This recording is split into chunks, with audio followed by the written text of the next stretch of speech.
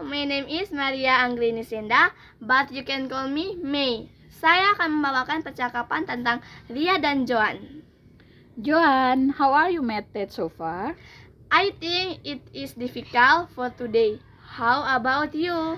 I think there is no difficulty. It is because you lack of materials. Pardon? Yeah, I think we have learned it 2 weeks ago. I don't think so. In my opinion, it's difficult. It's hard to do. Sucks as number 5. How to find the right answer? Question number 5, you must divide 10 with 2. The result must be added to x to get the value of y. Why don't we study together at the library after school? I need you to explain more about the material.